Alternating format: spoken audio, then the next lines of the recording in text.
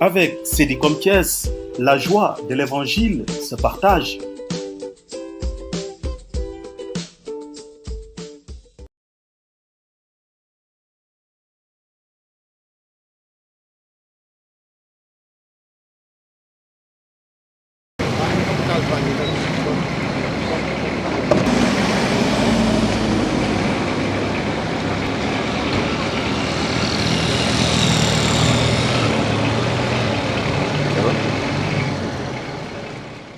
Que de bonnes nouvelles et belles surprises pour l'hôpital Saint-Jean-de-Dieu.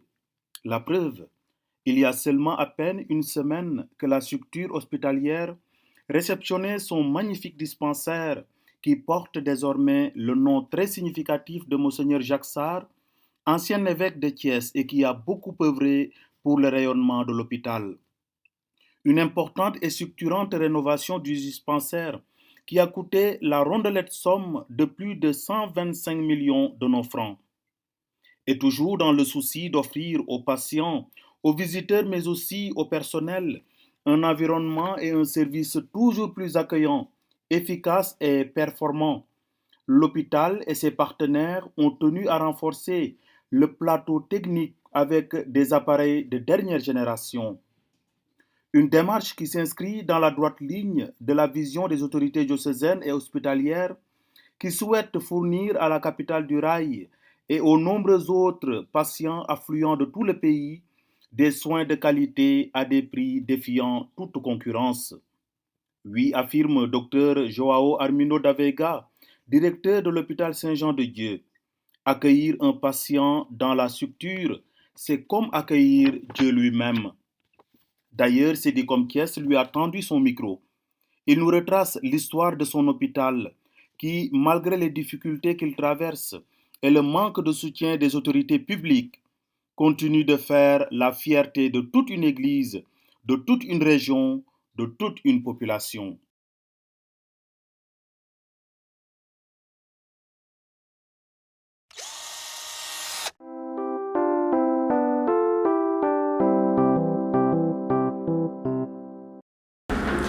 Bonjour, docteur Davega. Bonjour, Bernard. Pouvez-vous nous faire une petite présentation de la structure que vous dirigez? Bon, l'hôpital Saint-Jean-de-Dieu, comme tout le monde le sait, pour ceux qui le connaissent bien, et même pour ceux qui ne le connaissent pas mais qui en ont entendu parler, je pense qu'aujourd'hui au Sénégal, il n'y a pas une seule personne qui n'ait pas une idée de l'hôpital Saint-Jean-de-Dieu de Thiès. Comme nous savons tous, c'est un hôpital qui a été inspiré et construit par un des plus grands évêques de la nation. Je nomme Monseigneur François-Xavier Ndione, que moi personnellement je n'ai pas connu malheureusement, mais j'ai eu à apprendre et à incarner moi aussi sa vision, tout comme celle de ses successeurs, notamment Monseigneur Jacques Sarr, qui aussi avait une certaine devise qui était très intéressante, qui allait toujours dans le même sens. Et pour le renforcer, il faut faire du social. Même quand on ne pourra plus faire du social, il faudra encore faire du social. Donc ça, je crois que c'est un des messages forts de notre hôpital, parce qu'il a été construit pour ça. C'est pour offrir des soins de qualité, surtout aux plus démunis. Donc, c'est ce qui a fait que, effectivement, cet hôpital, malgré toutes les péripéties, est resté debout. Cet hôpital a été construit, je dirais, pour les pauvres. C'est le message du Seigneur. Tout ce que vous faites au plus petit parmi nous, c'est à moi que vous le faites. Ça aussi, c'est la devise de l'hôpital. Et ce n'est pas un hasard aussi que l'hôpital a été baptisé Hôpital Saint-Jean-de-Dieu. Là aussi, ça a une signification et une historique qui met cet hôpital dans son contexte. C'est pour ça que dans cet hôpital, dès que nous sommes arrivés, nous avons dégagé les 5 visions du plan directeur. Bien sûr, avec toujours la bénédiction de notre président du conseil, Monseigneur André Gueye. La première vision, c'est de rehausser la spiritualité au niveau de l'hôpital. Ça veut dire ce que ça veut dire. Rehausser la spiritualité, c'est effectivement remonter vers le Saint-Esprit, mais également faire de telle sorte que le Saint-Esprit descende sur nous et nous accompagne. L'autre point, c'est le patient, le malade. Le malade qui n'est rien d'autre que l'image abîmée du Seigneur qui se présente à nous, dont nous devons assurer la réparation, l'accompagnement. Donc, autrement dit, le malade chez nous, c'est Dieu. C'est lui le roi, c'est lui Dieu, et nous sommes là pour le servir. Nous sommes ses serviteurs. Le principe, c'est ça qui se dégage de cet hôpital, et avec force, c'est que l'ensemble des usagers et du personnel de cet hôpital sont là au service du Dieu qui est le malade. Et même le slogan qu'on a mis en place, c'est le suivant. En arrivant le matin, on doit se dire, est-ce que je vais bien servir Dieu aujourd'hui? Et au départ, est-ce que j'ai bien servi Dieu aujourd'hui? Le troisième élément de cette vision, c'est le personnel. Le personnel doit être accompagné, coaché, mais il doit être aussi compétent, donc d'où la sélection. Il doit être motivé, engagé au service de l'institution. Et l'autre aspect, c'est la gestion. Nous avons introduit un mode de gestion assez particulier, une gestion inclusive et participative, où en principe, chacun est reconnu et responsable pour ce qu'il fait. Et à cela, nous avons mis en place ce qu'on appelle un comité de gestion, où tous les chefs de service sont représentés, y compris l'aumônier, pour la partie spirituelle, mais on lui a confié aussi le service du passage vers la vie éternelle. Et on a mis aussi un représentant du personnel, des syndicats et des délégués. Donc, ce qui veut dire qu'aujourd'hui, l'ensemble du personnel participe dans les prises de décision au niveau de l'hôpital. Donc, tout le monde a la parole. Nous avons libéré la parole. Parce que nous analysons ensemble, nous décidons ensemble, nous discutons ensemble de ce que nous allons faire ensemble. Mais à partir du moment où on a décidé, fermeté, rigueur, avec un suivi. Donc voilà, et la dernière frange, c'est de moderniser l'hôpital. Monseigneur nous a demandé de moderniser l'hôpital. C'est ce que nous commençons à faire. C'est pour ça que pour cela aussi, nous avons mis en place un comité de suivi des projets, des travaux, même pas forcément des projets, mais des travaux qui vont s'exécuter. On en a parlé tout à l'heure. Et j'ai désigné M. Robert Dior, qui est mon conseiller aussi, comme président de cette commission. Maintenant, quels sont les services que nous offrons? Pratiquement, on peut dire tous les services. D'abord, les services de base, c'est médecine interne, chirurgie, maternité et pédiatrie. Ça, c'était les services de base. Mais au-dessus est venu se greffer les spécialités et les sous-spécialités par département.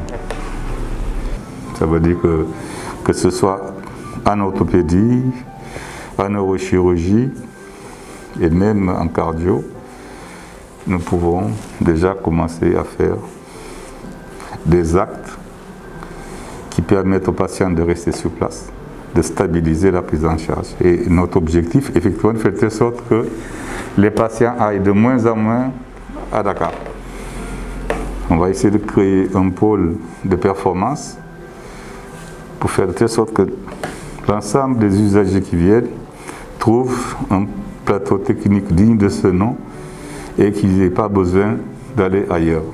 On essaie aussi de renforcer pratiquement les services. Par exemple, en chirurgie, on vient de recruter, bon, on avait déjà le poste, un chirurgien cancérologue. Ça veut dire que nous allons nous inscrire aussi dans la prise en charge des cancers. Et c'est pour ça qu'on a tout fait pour renforcer les moyens techniques, notamment l'imagerie. C'est dans ce cadre-là que le scanner est venu s'inscrire. Et de même que le mammographe. C'est dans la prise en charge, le dépistage des cancers. Notamment chez la femme, c'est les seins pour le mammographe, mais également la colposcopie. On a renforcé également parce qu'on a pris une gynécologue qui est compétente en colposcopie pour renforcer le système. Donc nous sommes en train, aujourd'hui on peut dire que pour la prise en charge du couple mère-enfant, bon, le plateau est là. Hein. Parce qu'il y a la néonate, il y a la maternité avec 3 gynécologues et nous avons des pédiatres.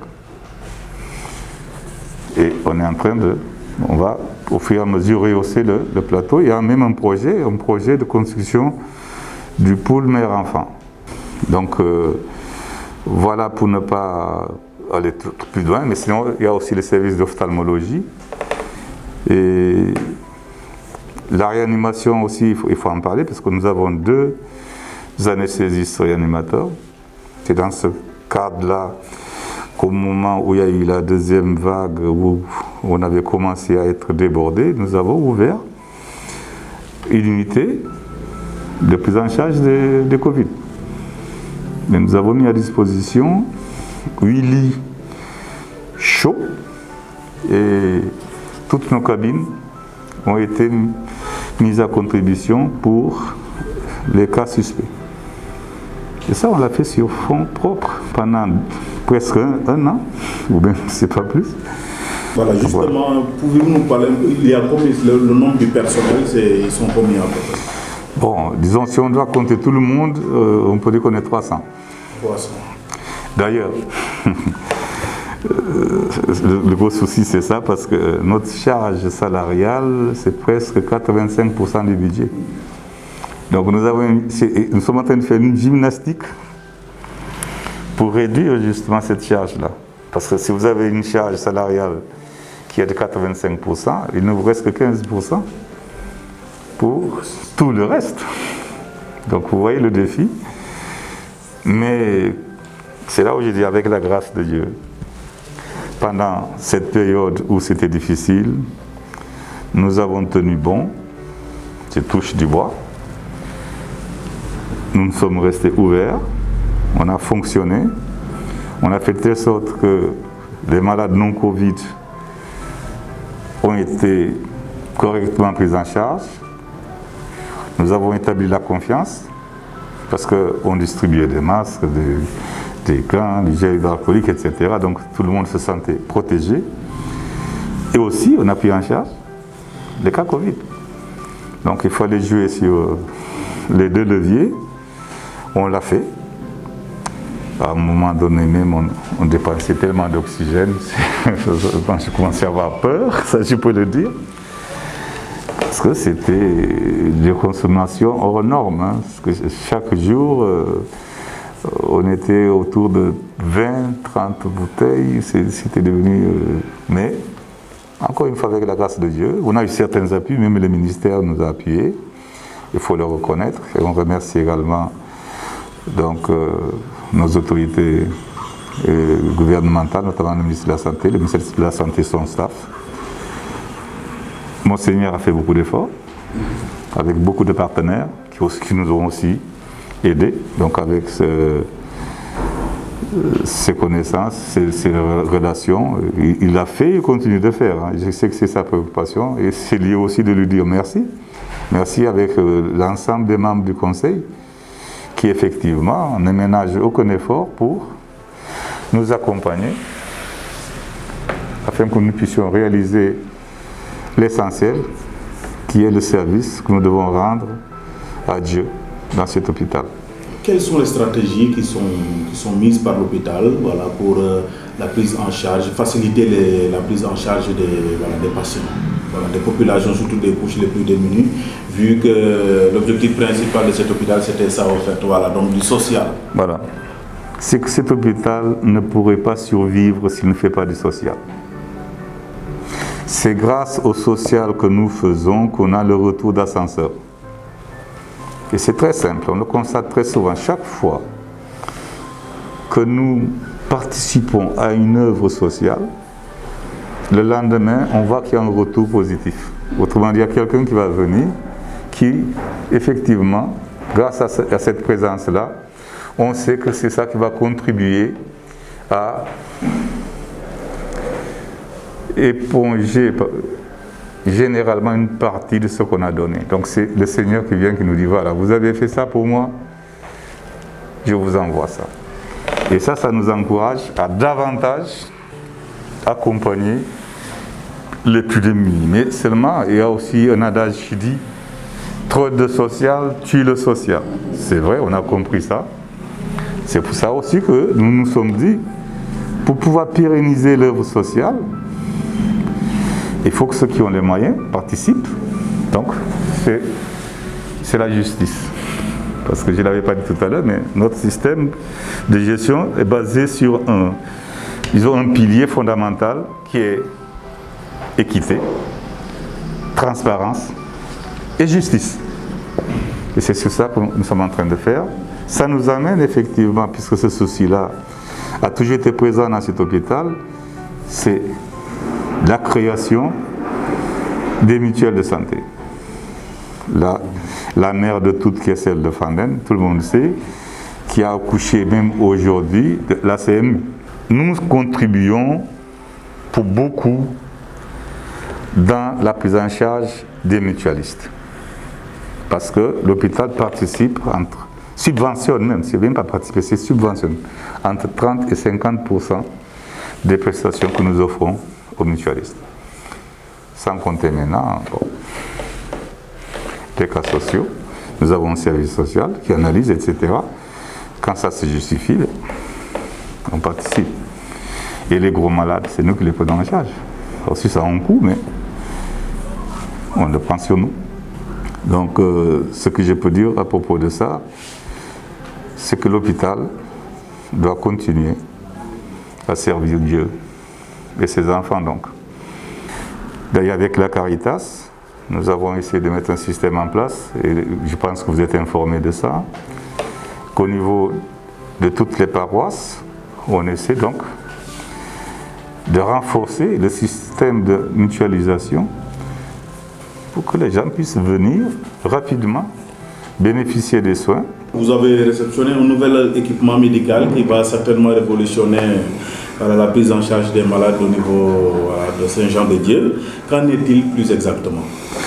Que ce soit à Thiès, à Kédougou ou ailleurs, si nous mettons en place une structure de prise en charge, il faut qu'elle soit opérationnelle. Et c'est dans ce sens-là, quand dès que nous sommes arrivés, nous avons dit, nous devons renforcer le plateau technique. Parce que c'est un homme, une mission, des moyens pour exiger des résultats. Si je ne mets pas à disposition des moyens, comment est-ce que je vais exiger un résultat? Je ne peux pas. Et l'objectif, c'est le résultat. Nous sommes là pour des résultats. Et le résultat, c'est être performant. Et même plus que la performance. Donc, je suis obligé de mettre les moyens en place.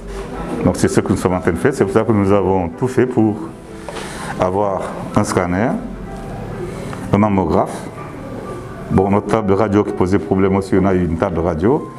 Et on a renforcé donc l'échographie par un autre appareil qui nous permet donc de diagnostiquer facilement les pathologies cardiovasculaires, mais également en gynéco, parce que c'est là où il y a des fortes demandes. Les autres, il y avait d'autres appareils, donc c'est ces deux points-là que nous avons effectivement renforcés. Et il nous reste un autre appareil c'est la résonance magnétique nucléaire. Nous avons aussi l'ambition d'en avoir une. Poser certains diagnostics là où le scanner a des limites. Donc ça veut dire qu'il nous faut encore franchir notre pas. Qu'on a acquis depuis décembre 2020, qui fait la joie de la population et de nos malades, parce qu'on a mené tous nos malades à l'hôpital régional ou dans les autres structures pour faire le scanner. Aujourd'hui, on arrive à satisfaire les besoins de nos malades en matière d'exploration.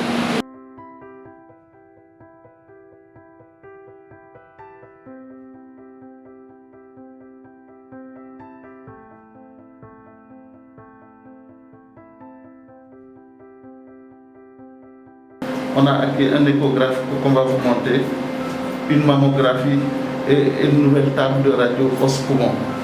On va y aller comme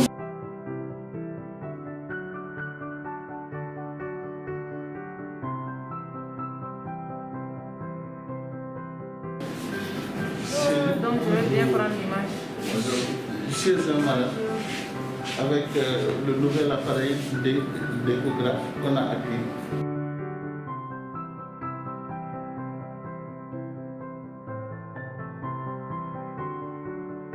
Donc c'est un appareil de colposcopie qui permet de dépister les cancers du col de l'utérus. Vous comprenez?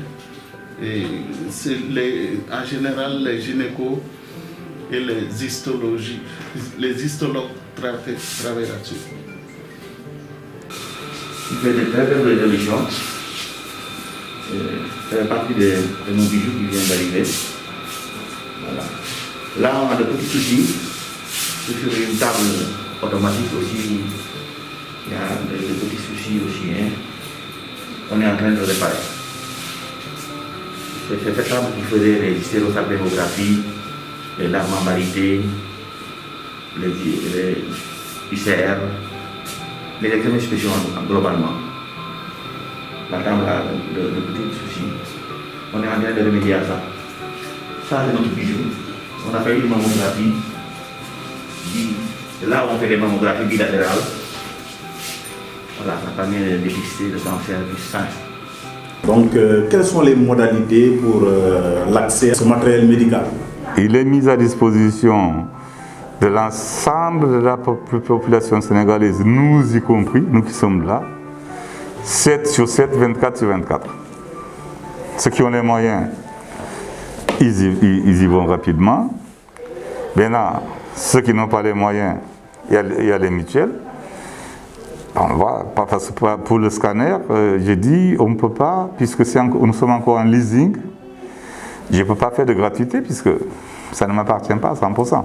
Et ça nous revient à combien? Ça revient combien au patient qui veut passer par le scanner? Bon, c'est le même prix qu'on a dans le public. Hein. C'est exactement le même tarif. Donc, on n'a pas majoré. C'est autour de 40 000 pour un examen. Oui, ça dépend parce qu'on peut avoir à faire deux, tout dépend de l'indication. Mais la moyenne, c'est 40, et puis ensuite, il y a les produits de contraste. Bon, s'il y a besoin de faire le contraste, s'il n'y a pas besoin, ben, on s'en tient à ce prix-là. Donc le coût, il est accessible. Parce que nous sommes inscrits dans cette dynamique de ne pas gonfler le prix, parce que ça, c'est pas normal.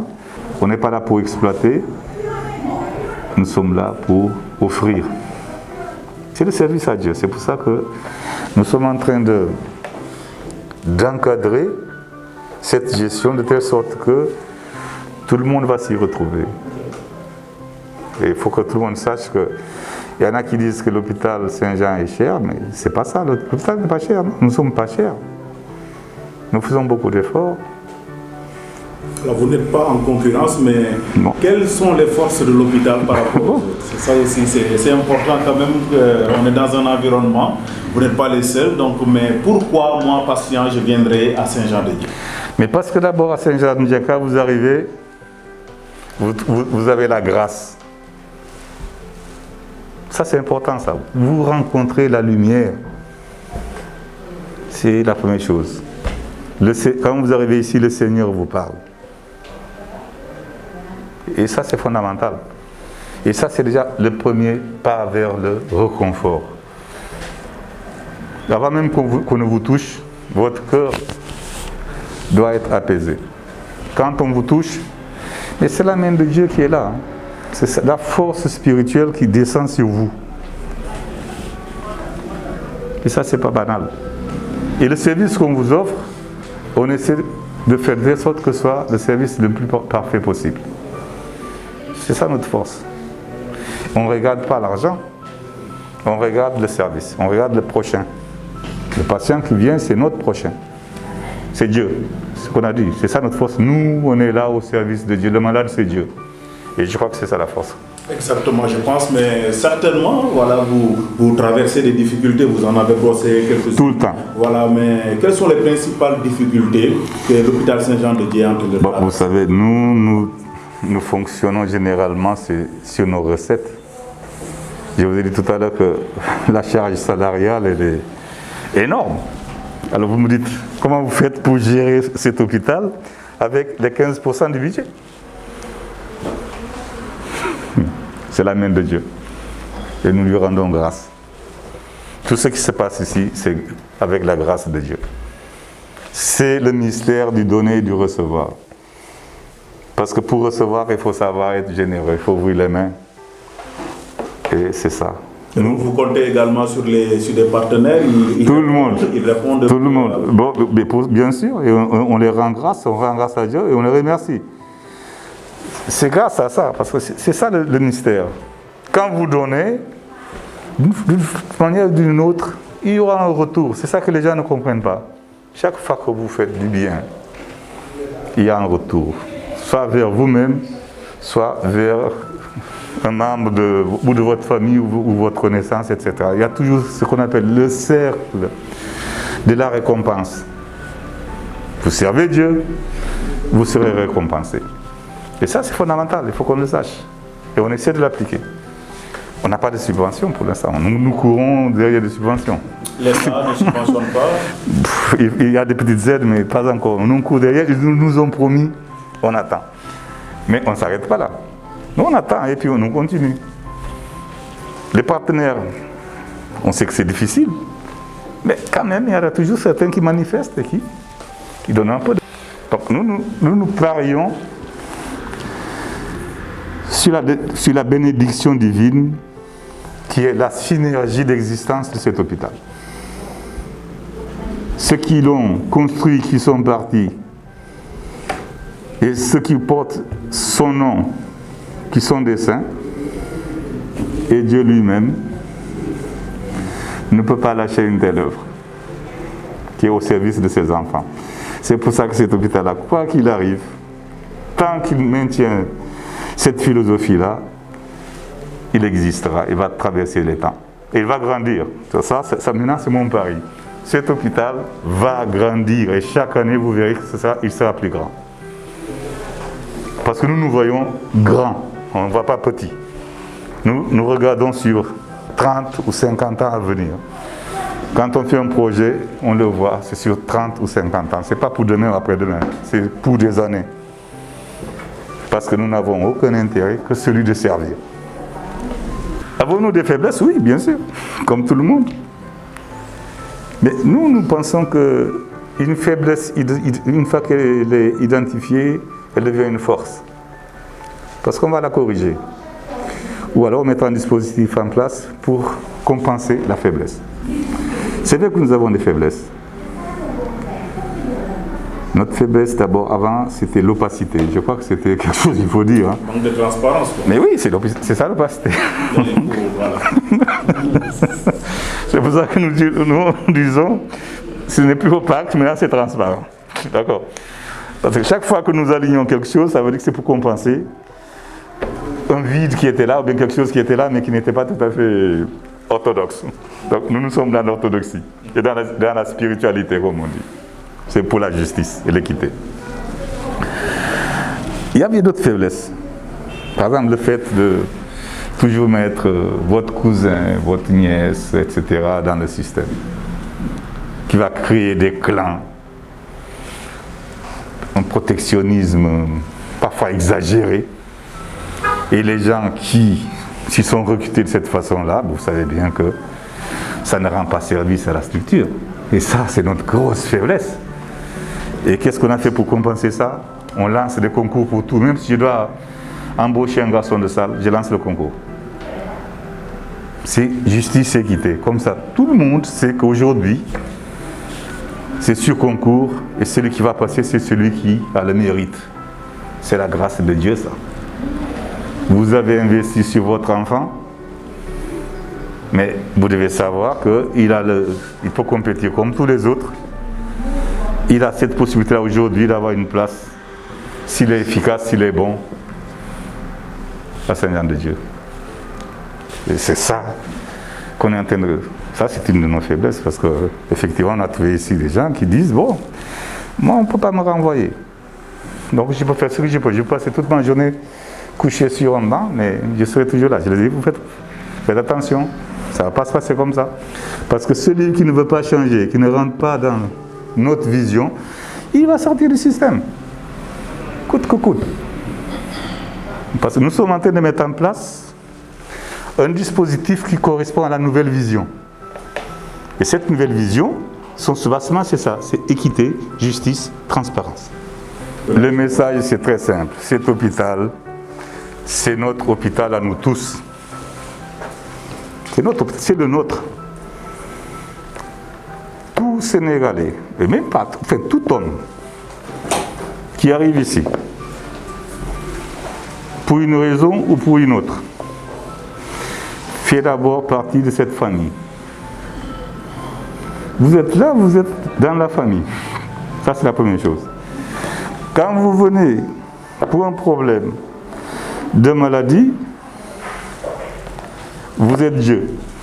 Donc, vous voyez, ça renforce votre présence dans la famille. Vous êtes à la fois membre de la famille, mais vous êtes Dieu en plus. Parce qu'on va vous servir comme Dieu, à l'image de Dieu. Donc, c'est ça le message. Donc, que ce soit le clergé, que ce soit les laïcs, que ce soit, en fait, l'ensemble de la population. Il n'y a pas de discrimination. C'est tout homme, toute femme qui vient dans cet hôpital. Il fait partie donc de la famille de cet hôpital. Et en matière de traitement, il est servi comme Dieu. Voilà. Alors, docteur, nous vous remercions. C'est moi qui vous remercie, Abbé Armand. Merci beaucoup.